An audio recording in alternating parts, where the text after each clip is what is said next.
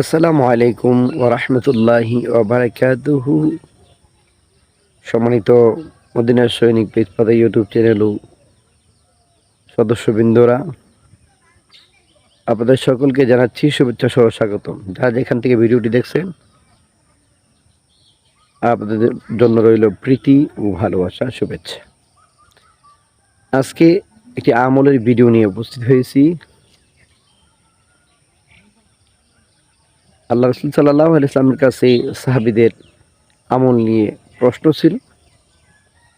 সেই প্রশ্নের বর্ণনা হাদিসের মাধ্যমে আপনাদেরকে শোনাব ইনশাআল্লাহ। সর্বদাই আল্লাহ রাসূল সাল্লাল্লাহু আলাইহি ওয়াসাল্লাম ঈমানের দাওয়াত দেওয়ার পর প্রত্যেক সাহাবা কিরামদেরকে আমল দিয়ে তাদের ঈমানকে পরিপূর্ণভাবে সাজাবার জন্যে, ঈমানকে তরতাজা করাবার জন্যে আমলের প্রতি তাগিদ দিতেন।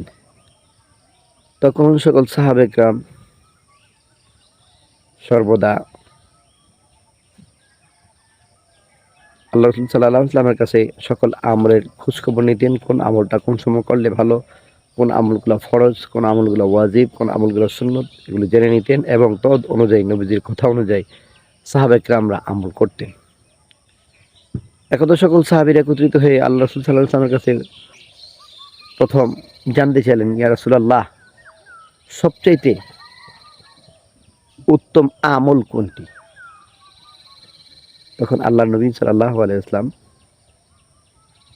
বর্ণনা দিলেন, হে সাহাবা কিরামরা, ঈমান আনার পর সবচেয়ে উত্তম আমল হইল আল্লাহ ও তার রাসূলকে ভালোবাসা, মহব্বত করা। এখন প্রশ্ন আসতে পারে, আল্লাহ রাসূল সাল্লাল্লাহু আলাইহি ওয়াসাল্লামকে ভালোবাসলে মহব্বত করলে আমল হয়ে যাবে? হ্যাঁ, 100 বার হবে।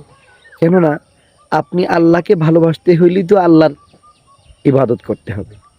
যেমন আল্লাহর মুখ্য ইবাদত, প্রধান ইবাদত, উত্তম ইবাদত হলো ঈমান আনার পর প্রত্যেক মুসলমান 5 ওয়াক্ত নামাজ ফরজ, তারা ফরজ নামাজ পড়বে। আর বান্দা নামাজ পড়লেই তো আল্লাহ সবচেয়ে বড় খুশি। তো এরপরে দ্বিতীয় কথা হলো নবী করিম সাল্লাল্লাহু আলাইহি ওয়াসাল্লামকে ভালোবাসা, এটাও একটা ইবাদতের ভিতরে পড়ে। নবী করিম সাল্লাল্লাহু আলাইহি ওয়াসাল্লামকে ভালোবাসলে, নবীর দেখানো পথ অনুসরণ করলেই উম্মত এবং আল্লাহর বান্দা সঠিক রাস্তা খুঁজে পাবে।